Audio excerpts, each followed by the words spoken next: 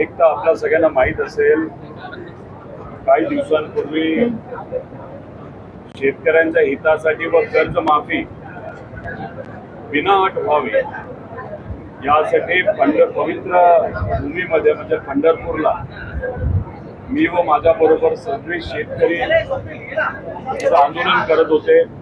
अन्न त्याग आंदोलन हे अन्नदात्यासाठी तिथं आमचं सुरू होतं. 65-70 तास झाल्यानंतर सरकारकडनं महाजन साहेब तिथं आले. टीव्ही समोर, मीडिया समोर महाजन साहेब हे स्वतः देवेंद्र फडणवीस साहेबांशी फोनवर बोलले आणि काय ठरलं, त्या पवित्र भूमीतून आम्हाला काय शब्द दिला.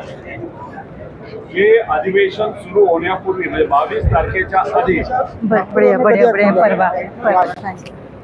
त्या बैठकीमध्ये तुम्हाला बोलवलं जाईल व तुम्ही ज्यांना घेऊन याल त्यांना तिथं बैठकीला आम्ही संधी देऊ, तुमचं ऐकून घेऊ.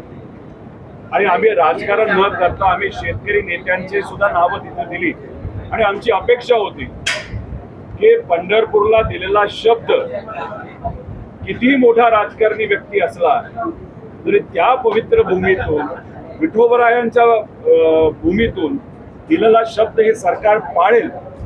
पण आम्हाला फसवलं, शेतकऱ्यांना फसवलं आणि पुण्यश्लोक अहिल्यादेवी होळकर यांच्या नावाने ज्यांचं कर्तृत्व खूप मोठं आहे आणि आम्ही म्हणत होतो की या योजनेचं नाव तुम्ही त्यांच्या नावाने ठेवलं त्यासाठी मी अभिनंदन करतो. पण तुम्ही एवढ्या महामानवाचं नाव देऊन सुद्धा इतक्या अटी टाकल्यात आणि त्या अटीमुळे जर 44 लाख शेतकऱ्यांवर अन्याय होत असेल तर कुठेतरी तुम्ही पुण्यश्लोक अहिल्यादेवी होळकरांच्या नावाचा अवमान करत आहात असं आमचं तिथं भूमिका होती.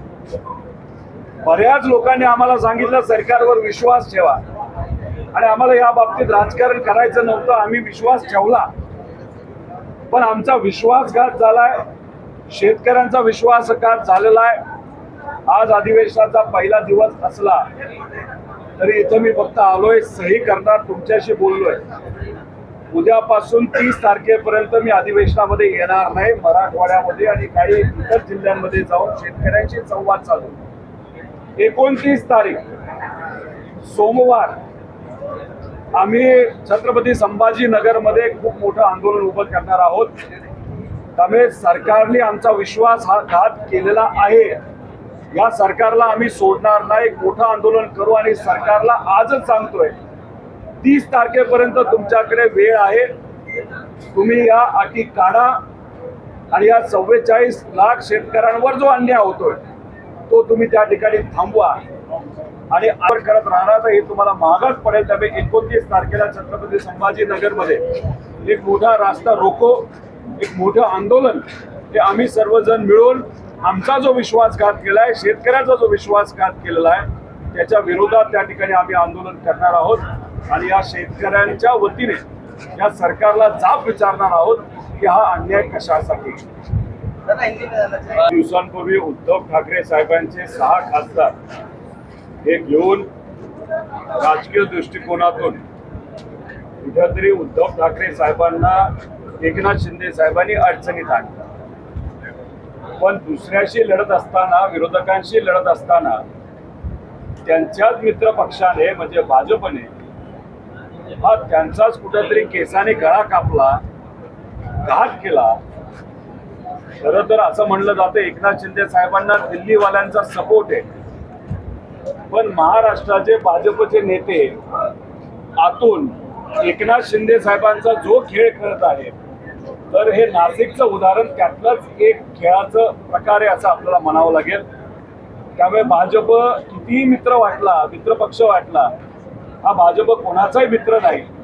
हा जवळच्या लोकांचा सुद्धा घातपात त्या ठिकाणी करू शकतो, राजकीय दृष्टिकोनातून मित्र पक्षांना सुद्धा अडचणीत आणू शकतो. हे अनेक वेळा आपण बघितलेलं आहे. त्यामुळे नाशिकचं उदाहरण म्हणजे एकनाथ शिंदे साहेबांना त्यांच्याच मित्र पक्षाने कुठेतरी राजकीय दृष्टिकोनातून पराजय केला असं आपल्याला म्हणावं लागेल. शेतकऱ्यांसाठी आपण उपोषण केलं पण नंतर महाजन यांनी आपल्याला फ्रूट ज्यूस पाजून आपलं उपोषण सोडलं. इतक्या लवकर उपोषण सोडून कुठलं आश्वासन दिलं? हातातून मी ज्यूस पिला नाही. मी पवित्र श्री नामदेव पायरीकडे जाऊन तिथे असणाऱ्या सामान्य परिवारातून जे वारकरी संप्रदायाचे लोक होते त्यांच्या हातून पेढा खाऊन मी तिथं उपोषण सोडलं. विषय कसा असतो, सगळ्याच गोष्टीत आपण राजकारण केलं तर हे योग्य नसतं. त्यामुळे आमचा प्रयत्न होता मुख्यमंत्र्यांशी फोनवर बोलून आम्हाला जर शब्द दिला असेल तर राजकारण न आणता आपण ऐकलं पाहिजे, आणि मग ते आम्ही ऐकलं. पण आमचा विश्वासघात झाला, शेतकऱ्यांचा विश्वासघात झाला, आणि याचं उत्तर आणि याची किंमत या सरकारला 100% मोजावी लागणार. हे आम्ही या ठिकाणी तुमच्या सगळ्यांच्या माध्यमातून सरकारला इथं सांगत आहे. दुष्काळ जाहीर करा.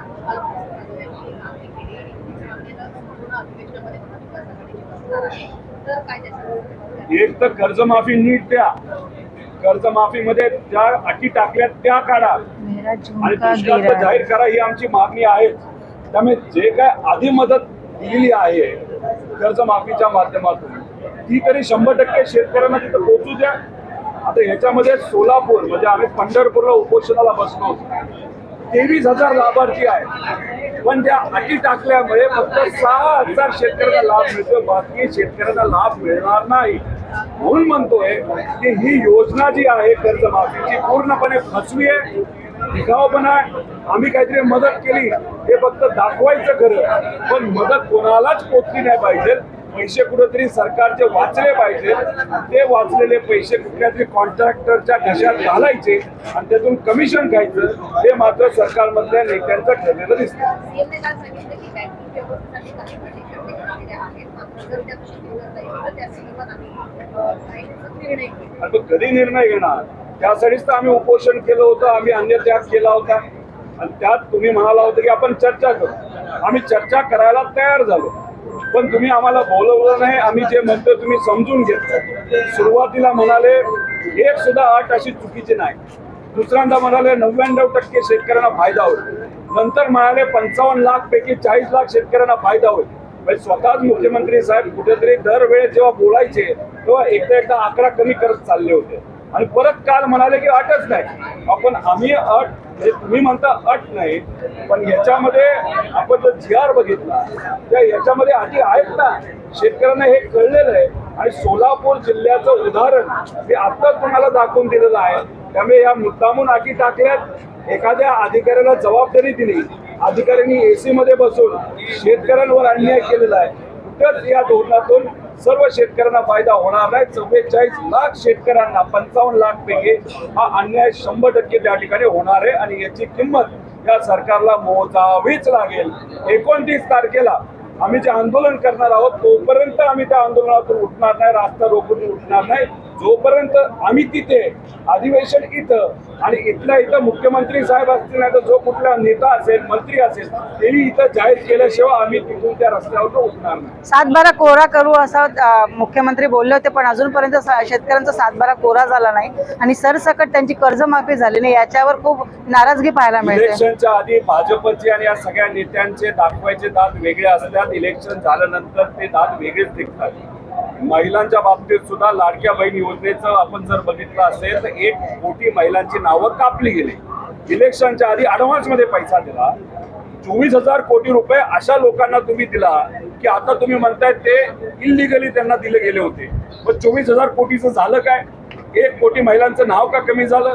तसंच कर्जमाफी देऊ असं तुम्ही बोलला, थट्टा केली, नाही तर तुम्ही शब्द दिला, आणि आता मात्र कर्जमाफी देत असताना इतक्या अटी टाकल्यात, त्यातून जर 90% शेतकरी वंचित राहणार असतील, 50,000पर्यंतच मदत मिळणार असेल, तर मग तुम्ही कशाला डंका पिटवताय की तुम्हाला 2 लाख रुपयाची कर्जमाफी दिली? हे फसवं सरकार आहे, फसवे नेते, बाकी यांना काही घेणं देणं नाही. आमचं म्हणणं आहे की बँकिंग सिस्टमला जर तिथं अडचण येत असेल तर मोदी साहेबांची प्रशंसा करत असताना असं का बोलला की राज्याचं जे काही कर्ज झालंय 10 लाख कोटीचं आणि देशाचं 200 लाख कोटीचं, ते जर मोदी साहेबांनी ठरवलं तर एका दिवसात आम्ही फेडू शकता. मग एवढी तुमची आर्थिक ताकद असेल तर मग दुसऱ्या बाजूला तुम्ही काय म्हणता नाही बँकिंग सिस्टम हे 37,000 कोटीमध्ये कोलमडू शकतात. त्यामुळे एका बाजूला प्रशंसा करताना मोठ्या मोठ्या गोष्टी करायच्या आणि गरीबाला मदत करण्याची वेळ येते तेव्हा म्हणता की बँकिंग सिस्टम कोलमडून जाईल. आमचं एवढंच म्हणणं आहे, शक्ती मार्ग जो 1,20,000 कोटीचं तुम्ही करताय त्यातून जे 40,000 कोटी तुम्ही भ्रष्टाचार करणार आहात ते थांबवा, सगळं नॉर्मल होतंय, पण ते नाही थांबवायचं. गुजराती कॉन्ट्रॅक्टर आणि आंध्राच्या कॉन्ट्रॅक्टरला मोठं करायचं, त्यांचे पैसे ओरबाडायचे, तिजोरीवर ताण आणायचा आणि सामान्य लोकांना मदत करण्याची जेव्हा भावना भूमिका तुमची जेव्हा येते तेव्हा दाटी टाकतात. हे कुठेतरी हे सरकार फसवं एवढं असलं म्हणावं लागतं. कालच मुख्यमंत्री म्हणाले की एवढी मोठी कर्जमाफी या ठिकाणी कधीही झालेली नाहीये. 56 लाख शेतकरी आहेत, त्यांना आम्ही आमच्यात हिंमत आहे.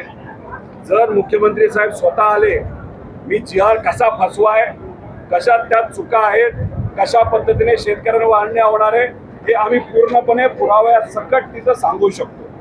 आता जेव्हा अतिवृष्टी झाली होती, 35,000 कोटीचं पॅकेज जाहीर केलं होतं. मी स्वतः बोललो होतो 12,000 कोटीचा पुढे काही आकडा जाणार नाही. गेला किती आता 12,000 कोटीच्या आसपासच आकडा होता. मग 35,000 डिक्लेअर कशाला गेले? इथं सुद्धा 37,000 डिक्लेअर केलेत. हा आकडा 13,500 कोटीच्या पुढे जाणार नाही. पण 20,000 कोटी हे वाचवणार आहेत फक्त अटी टाकल्यामुळे. आणि आमचं हेच म्हणणं आहे, या अटी तुम्ही काढा, कारण का शेतकरी खरंच अडचणीत आहे. आणि येणाऱ्या काळामध्ये तुम्हीच म्हणता पाऊस नाही, तर येणारं पीक सुद्धा त्यांच्या हातात येणार नाही. त्यामुळे दुष्काळ जाहीर करणं हा तर आहेच, त्यामुळे कर्जमाफी पण द्या, दुष्काळ पण जाहीर करा आणि विद्यार्थ्यांचं कर्ज जे आहे जे आता त्यांना फेडता येणार नाही ते सुद्धा कुठेतरी त्याच्यामध्ये सवलत सरकारच्या माध्यमातून दिली गेली पाहिजे असं आमचं मत आहे. एकनाथ शिंदेला ठिकठिकाणी दाबण्याचा प्रयत्न केला जातोय का? कारण नाशिकमध्ये एकनाथ शिंदे साहेबांना कळलेलं आहे की कदाचित त्यांच्या पाठीमागे दिल्ली आहे, पण दिल्ली सुद्धा त्यांच्या पाठीमागे कधीपर्यंत आहे, डिलिमिटेशनचा कायदा पास होतो. एकदा डिलिमिटेशनचा कायदा पास झाला तर भाजपला कुठल्याच खासदाराची जरूरत नाही असं भाजपला वाटतं. तर झालं असं आहे की दिल्लीची मदत एकनाथ शिंदे साहेबांच्या पाठीमागे असली तरी महाराष्ट्राचे भाजपचे नेते मात्र एकनाथ शिंदे साहेबांचा गळा केसांनी कापत असताना आपण बघू शकतो. कालची प्रेस कॉन्फरन्स किती भारी झाली, असं खेळत झाली आणि निकाल लागल्यानंतर एकनाथ शिंदे साहेबांना आत्ता कळलं असेल, अरे आपला तर गळा नीट राहिला नाही, आपला गळा केसरी कापून टाकला, त्यांच्या उमेदवाराला पाडलं आणि अपक्ष उमेदवार जो महाजन साहेबांचा जवळचा माणूस आहे त्याला मात्र त्या ठिकाणी निवडून आणलं. त्यामुळे हे फसवाफसवी जी आहे ती फक्त भाजपकडनंच होऊ शकते. भाजप कोणाचाच मित्र पक्ष नाही. भाजप हा नेहमी स्वतःचा विचार करणारा पक्ष आहे. अजितदादांच्या बाबतीत सुद्धा आपण बघितलं असेल, दादांना न्याय द्यावं यासाठी आमचा सगळ्यांचा प्रयत्न होता, अपेक्षा होती. भाजपचे जे नेते ते दादांना मित्र म्हणायचे, त्यांनी मात्र अजूनपर्यंत CBIला ते काय प्रकरण दिलेलं नाही. तपासाच्या बाबतीत सुद्धा काही झालं नाही. CIDचा उपयोग दारू विकणाऱ्यांना शोधण्यासाठी केला जातो, पण दादांच्या बाबतीत मात्र त्या ठिकाणी कुठेही तपास योग्य दिशेने जाताना आपल्याला दिसत नाही. पण त्यांना न्याय न मिळताच ही फाईल बंद झाली आणि त्यांची DNA चाचणी न करताच त्यांचा क्रियाकर्मही करण्यात आलं असंही बोललं जात आहे. हे चाचणी वगैरे सगळं झालेलं आहे. फाईल काय बंद झालेली नाही, आम्ही काय बंद होऊन देणार नाही. आम्ही मात्र आमचा लढा तिथं काय. एक राजकीय प्रश्न आहे. ऑपरेशन टायगर नुकतंच राज्यात झालेलं आहे. भविष्यामध्ये आपलेही खासदार मोठ्यावर आले होते, त्यांच्यावरही सत्ताधारी लक्ष ठेवू शकतात, तेही फुटू शकतात अशी चर्चा आहे. आपल्याला याविषयी काय वाटतं? हे बघा, चर्चा तर कोणाची होऊ शकते. ऑपरेशन टायगर पेक्षा ऑपरेशन बाजार म्हणायला काय हरकत आहे. विचाराचा बाजार झाला, नात्यांचा बाजार झाला, त्यानंतर पैशांचा बाजार झाला, लोकांचा बाजार झाला, माणुसकीचा बाजार झाला. नाही, ऑपरेशन बाजार म्हणायला काय हरकत नाही. त्यामुळे पूर्णपणे आणि आता नाशिकचा निकाल लागल्यानंतर एकनाथ शिंदे साहेबांच्या पक्षाचा सुद्धा बाजार झाला असं आपल्याला त्या ठिकाणी म्हणावं लागेल. त्यामुळे हे जे काय ते होत राहणार. पण मला असं वाटतं की किती प्रयत्न केला तरी आमचा एक सुद्धा खासदार त्या ठिकाणी फुटेल असं आम्हाला वाटतं. माळी कुटुंबाला अजून कुठल्या प्रकारे मदत करण्यात आलेली आहे? शासनाकडून अजून कुठल्याही प्रकारे योग्य ती मदत आणि LICचे जे काही पैसे ते एक तर त्या VSR कंपनीने 210 कोटीचा विमा हा विमानाचा आणि लायबिलिटी विमा तिथं काढला होता. त्यातून VSRला विमानाची किंमत 15 कोटी रुपये आणि त्याला पैसे कदाचित 200 पेक्षा जास्त कोटी मिळू शकतात.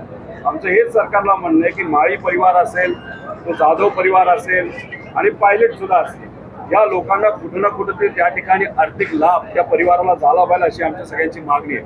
पण झालं असं आहे, हे सरकार इतकं घमंडी आहे, हे विषय चर्चेत आणायलाच नको म्हणतात. हवेत मात्र त्या ठिकाणी गोळ्या झाडतात की हे आमचे मित्र होते, हे आमचं तसं. त्यामुळे दादांच्या बाबतीत तेच झालं, शेतकरी कर्जमाफीच्या बाबतीत तेच झालं, लाडक्या बहिणींच्या बाबतीत तेच झालं. त्यामुळे कुठं ना कुठेतरी हे सरकार फक्त ना फक्त दिखावा करते, बाकी काही करत नाही असं आमचं प्रामाणिक मत आहे. राज्याचे मुख्यमंत्री आणि एकनाथ शिंदेनी सांगितलेलं ऑपरेशन टायगर हे सक्सेसफुल झालेलं आहे. अरे पण ऑपरेशन टायगर हे सक्सेसफुल झालं काल बोलत होते, पण शिकार करणाऱ्याची शिकार आज मात्र नाशिकमध्ये तिथं झालेली हे आपण सगळ्यांनी तिथं बघितलेलं आहे. त्यामुळे खरे शिकारी भाजप आहेत, पुढे करतायत फक्त एकनाथ शिंदे साहेबांना. त्यामुळे एकनाथ शिंदे साहेबांना मात्र आता कळालं असेल आणि आपली आता शिकार झालेली आहे. हे जे काही विरोधक बोलतात की भाजपचा विचार नाही तर विश्वास ठेवणं योग्य नाही, हे आता एकनाथ शिंदे साहेबांना कळलं असेल. त्यामुळे उद्या जाऊन एकनाथ शिंदे साहेब हे भाजपबरोबर लढतील का विरोधात लढतील हे मात्र आज 29 पर्यंत आपल्याला त्या ठिकाणी सांगता येणार नाही. Thank you sir.